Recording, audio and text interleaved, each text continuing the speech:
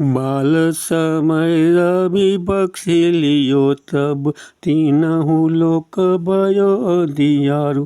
ताईसो त्रास भयो जग को यह संकट काऊ सो जातन टारू। देवन आनी करी बिनती तब छांडी दियो रवि कष्ट निवारो। कौन ही जानत है जग में कपि संकट मोचन नाम तिहारो। संकट मोचन नाम तिहारो। बालिक त्रास कपि सब से गिरी जात महाप्रभु पंथ निहारो।